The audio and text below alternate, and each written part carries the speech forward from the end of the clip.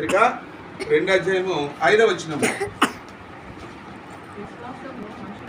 విశ్వాసమును మనుషుల జ్ఞానము ఆధారము చేసుకొనక దేవుని శక్తిని ఆధారం చేసుకుని ఉండవలనని నేను మాట్లాడినను సువార్త ప్రకటించను జ్ఞానయుక్తమైన తీయన మాటలు వినియోగింపక పరిశుద్ధాత్మయు దేవుని శక్తియు కనపరచు దృష్టాంతములనే వినియోగించుతుంది. అంటే నీ విశ్వాసం ఎవరిని ఆధారం చేసుకుని ఉంది? నీ విశ్వాసము కుటుంబాన్ని బట్టి ప్రార్థనకి వెళ్ళేవారు పిల్లలు, టీచర్స్ని బట్టి విశ్వాసాన్ని కొనసాగించేవారు స్టూడెంట్స్, భర్తను బట్టి భార్య వెళ్ళేది, భార్యని బట్టి భర్త వెళ్ళేవారు. మా పూర్వీకుల నుండి ఇక్కడికే వెళ్తున్నామండి, మేము మాకు అదే ఇదండి, ఈ మధ్యలో మీరు వచ్చి చెప్తే మేము వింటాం ఏంటండి అనేవారు మేము చాలా మందిని మేము చూసాం.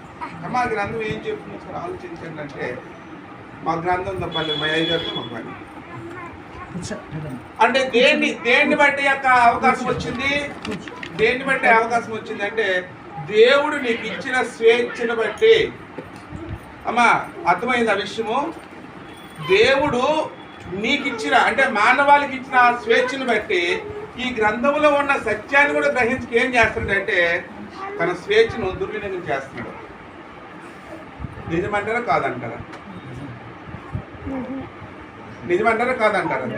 నిజమే కదా. అంటే ఇప్పుడు ఏం చెయ్యాలి? నాకున్న స్వేచ్ఛను, నాకున్న స్వతంత్రాన్ని బట్టి నేను నా విశ్వాసాన్ని గ్రంథానుసారంగా కట్టుకోవడానికి నేనేం చేయాలంటే ఇష్టపడాలి.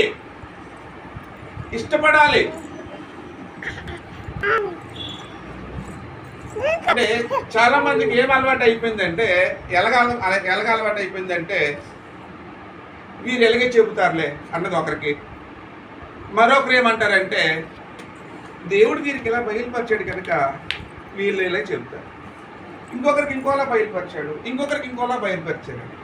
అప్పుడు విశ్వాసాలు ఎన్ని అవుతాయి? అంటే విశ్వాసము ఒక్కటంటే బైబిల్ చెప్తుంది. అంటే ఈరోజు ఇన్ని వేల సంఘాలు, ఇన్ని వేల విశ్వాసాలు రావడానికి గల కారణం ఏంటి? స్వేచ్ఛే. నీవు పాపం చేయడానికి కూడా నీకు స్వేచ్ఛే. ఈ గ్రంథంలో ఉన్న విషయాన్ని గ్రహించకపోవడం వలన అది నీ స్వేచ్ఛను బట్టే.